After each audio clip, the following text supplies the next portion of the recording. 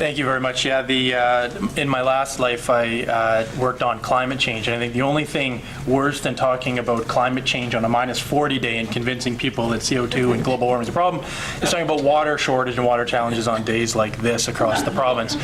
But it is, I think, most people don't appreciate that, or beginning, I think, to appreciate outside of a room like this, I'm talking average citizens, that the challenges of water are about that respect of supply and demand in time and place, and sometimes it's too much and sometimes it's not enough in any given year and any given day. And so what I do want to talk a bit about, I haven't just thrown up the word change for the sake of it, even though it is a bit of a buzzword, as we've heard. There is some interest, a renewed interest and focus 10 years later after Water for Life on water by our minister and by her colleagues. And so we're being challenged very aggressively not to reinvent the wheel on many issues that have been worked on and for one reason or another have not necessarily seen the light of day, and try and bring some of these things back, because these are about some of the challenges that maybe we're not facing today but we could be facing in the next few years, and getting citizens to appreciate that and recognize some of these challenges. So all to say that water isn't obviously a new issue for the province, but we do have, I think, the benefit is of a government that is willing to perhaps take more of a bolder stance in talking about some of the tough challenges about water, maybe more so than we have in the past few years. Sometimes in part because the thing that motivates, I think, people to talk about water most is a problem. And we've been fortunate, notwithstanding droughts and flooding sometimes, is that we're not really in a problem world or a problem challenge that's front and center as perhaps some jurisdictions in the world, often the ones that are the leading jurisdictions in water management, are because of that, are that way because of some of the challenges. So we're fortunate in Alberta to I think, not be facing some of those real and immediate challenges, but it doesn't mean that we're without some complex issues.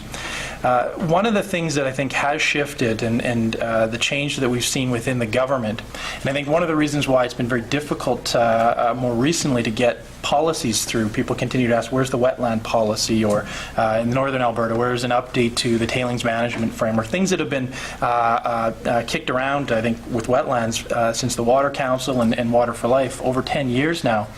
And so what's been happening more recently is a government challenging all ministers and MLAs and policy developers to make sure that what we're doing makes sense across the government agenda. And it's not to try and force fit things together, but it's really about taking a look at these policies and looking at it from whether it's a landscape perspective or an economic, environmental, social perspective that we all speak to, but truly do it, break down silos across ministries. That's been a lot of change in motion across ministries, notwithstanding some of the changes within ministries. But it is a very simple concept, this concept of an integrated resource development system or management system where it's having clear, coherent policy, whatever that might be. It's about actually implementing it and having assurance that what we say is what we do, then having appropriate monitoring to backstop and to feed that. So there's a variety of things on the Premier's agenda, whether it's the establishment of a monitoring agency that she's tasked our Premier to put in place, and that gets to some of the monitoring component of feeding back more transparently and with greater assurance to the public and other stakeholders. Also the establishment of a single energy regulator, which has its challenges and complexities, but really getting around that policy assurance and making sure that there is less of an influence, if you will, of policy or direction in the operational components. Say what you want, do it, and follow up on it through the right systems. And so a single energy regulator is as much about efficiencies as about some of those functions. And then when we think about coherent policy, it's about taking, for example, something like a wetland policy and thinking about what does it mean for municipal development, and what does it mean to promote alternative development strategies and green space within a municipality, not just about the environment and the values that we typically think about over wetlands. So it's not necessarily a fundamental change in how we have been thinking. It really is about translating some of that thinking into action, tangible results. And so what we anticipate seeing, and we have started seeing this through regional planning, is monitoring our regional plans that have hopefully clear political direction, but beginning to see management frameworks that are closer to the landscape, that have specific regional outcomes, whether it's at a watershed level or more local, that that we have management frameworks that have clear limits and triggers where there's a water quality or a quantity trigger. There is talk of a desire and a need to get more information out, not just collecting more for the sake of it, but all the work that is being done, put it out in a more meaningful way. I'll touch on the expectations of collaboration, and it's not just maybe the more passive or softer collaboration we've seen in the past and that we need. It's about industry and municipalities truly working together, because the alternative is government might have to come in and say, if you can't figure it out, we'll come and figure it out. And sometimes it's about regional water sharing, or it could be about there's only so much water in a river that industry can access, and it's not just government now saying, you were here first so you get it. It's say, you guys figure out how to be most efficient and optimize. We'll create the backstop in case it doesn't happen, but you are probably more efficient and appropriate in how to figure that out. So we've seen it more on industry, and we're going to continue to see it, but it really does span to communities, it's agriculture, etc., where there already is a lot of it, but it's now recognized some of the pressures that may push it. And that's the broadening the footprint concept of making sure we have the right focus on all water demands. So I think what's been helpful, certainly as we talk to people outside of the province that have begun to ask questions, in part due to the oil sands and some of the focus and the scrutiny about, well, how are you providing assurances that you're protecting the water in quality or quantity? And through the regional planning process and having these management frameworks where we've been able to now work with groups, various WPACs and other experts, to inform what are the regional thresholds, what are the triggers or limits that we need to now write down on a piece of paper, not just one by one approvals and authorizations, but writing down how much can this airshed or this watershed hold, with accepting some development and perhaps some deterioration. But when do we know we've gone too far, and how do we draw that line and hopefully be well before it, so as we're beginning to approach those lines that we actually implement collaborative management responses, and it's backstopped by legislation, not just forward-looking and hoping for the best. I've used this slide quite a bit, and I apologize if people have seen it before, but when we think about, and again, it's right here, the triple benefit concept, when we think about some of the challenges we have in Alberta, relative perhaps to some of the other jurisdictions that are either leaders or facing water challenges, we have a situation where we're trying to promote agriculture, and we're going to grow our agriculture industry. We have a situation where we have a well-developed conventional oil and gas industry, and we want to develop unconventional, whether it's oil sands or hydraulic fracturing for unconventional oil and gas. We have a government and a mandate to develop that responsibly, but advance it. And we're also proud of attracting citizens to not only work, but live and play in the province, and so we have communities that want to grow. We all desire this growth, and it can be sustainable growth, but we have these pressures as well. And all of that around the desire to manage these healthy aquatic ecosystems. So in Water for Life, we said, well, we want water for all of that.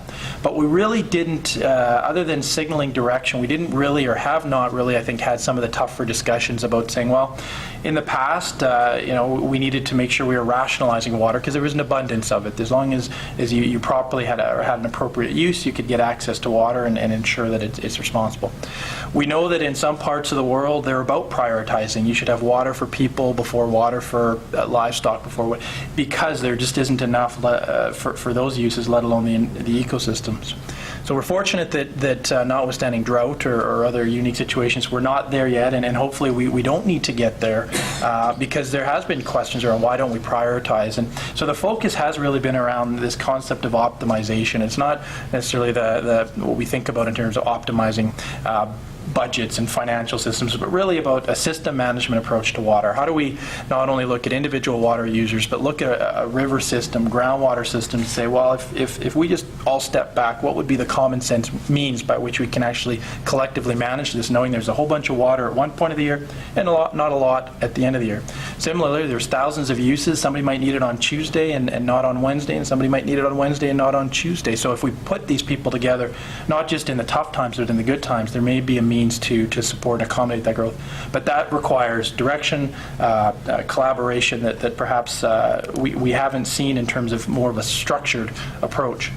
So one of the purposes of the water conversation was not to solve all the problems, or not to say we've talked about allocation for a number of years and so we're just going to try it one more time and move it through. We should, and there's a strong desire to get some of these things through.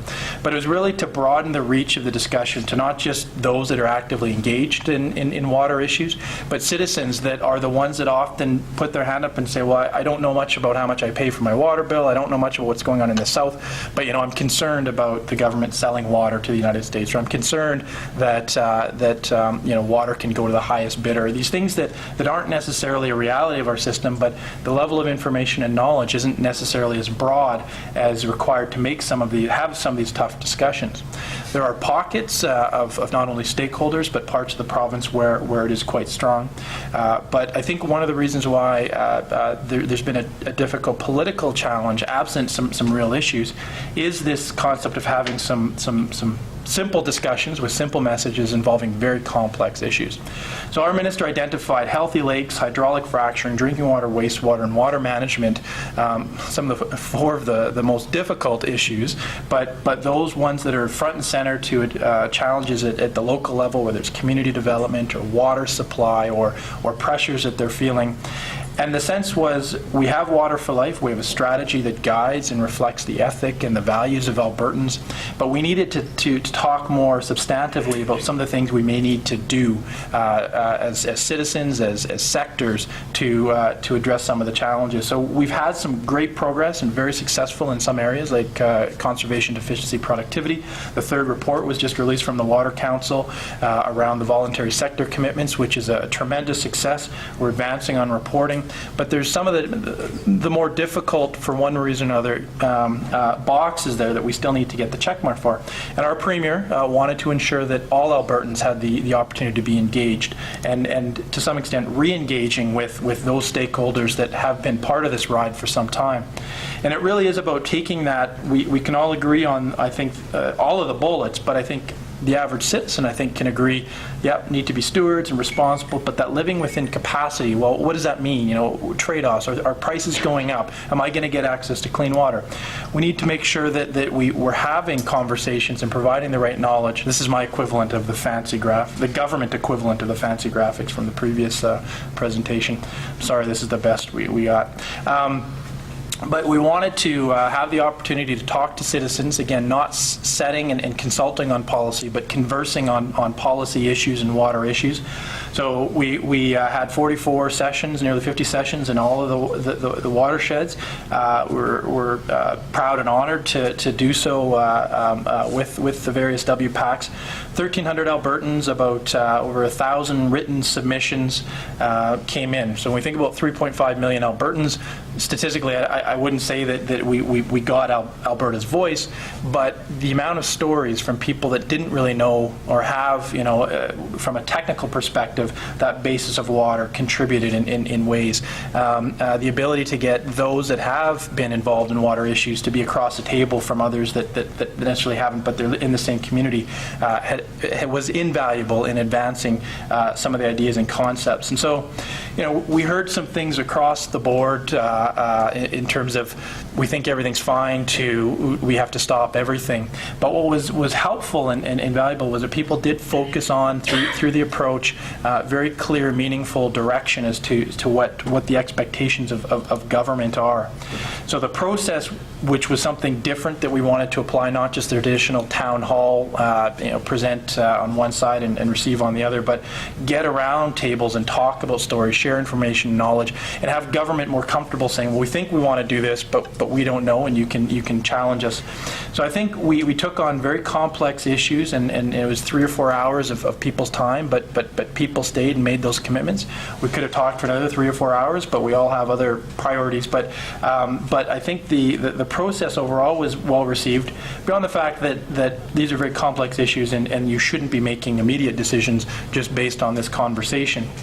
But more tactily, we heard loud and clear that there is a desire for more more education and knowledge, things like groundwater or the impact to groundwater of hydraulic fracturing.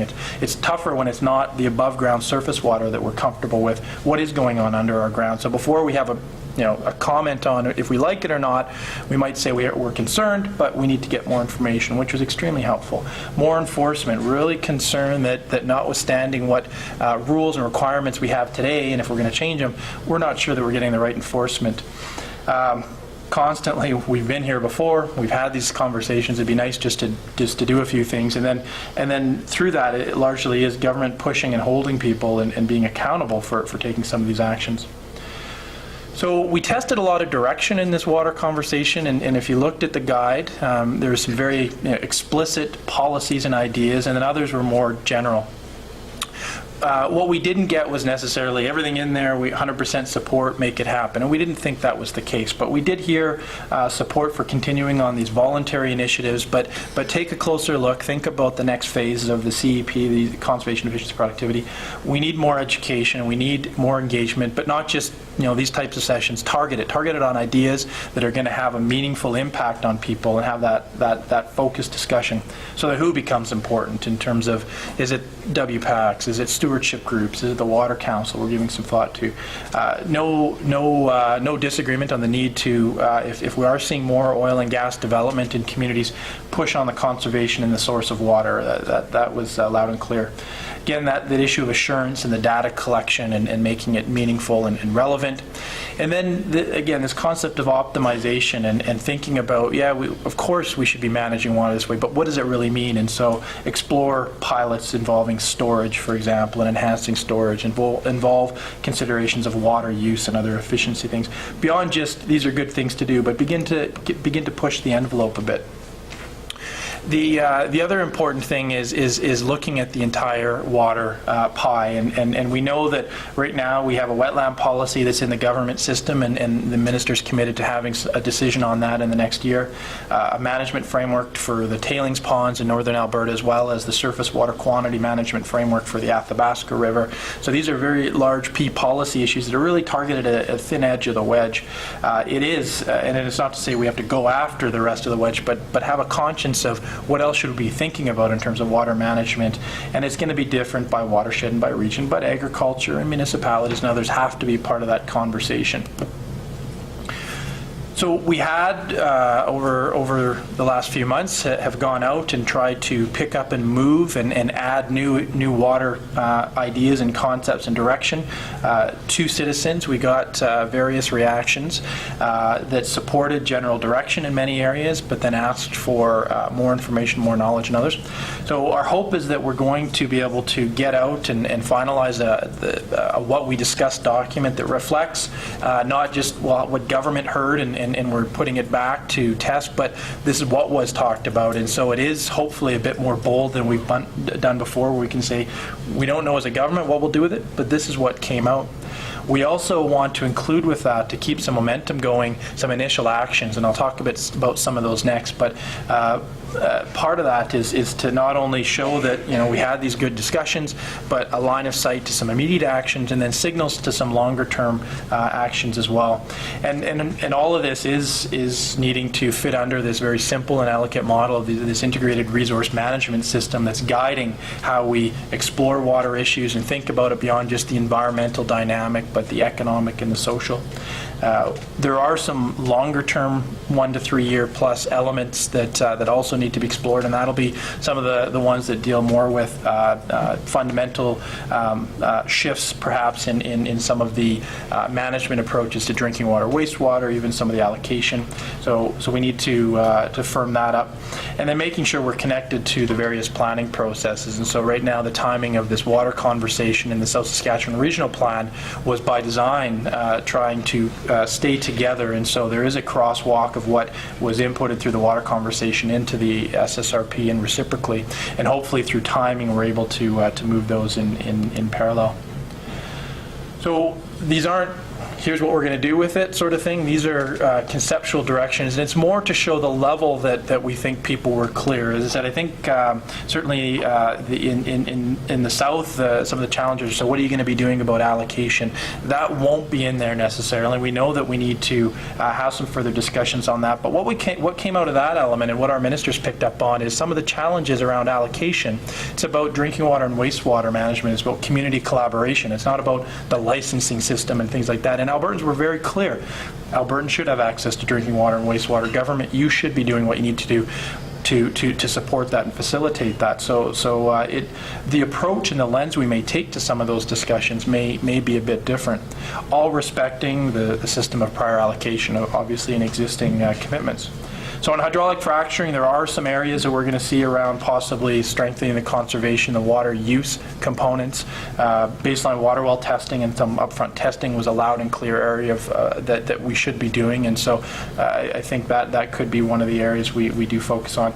But the information and knowledge, again, it's not to hold off on any of these actions before that, but there is still a lot of questions, and industries out there, governments out there, community groups are out there, so we need at least a common foundation of knowledge that we need trusted and respected individuals to participate in that process, and we need to work with groups to figure some of that out.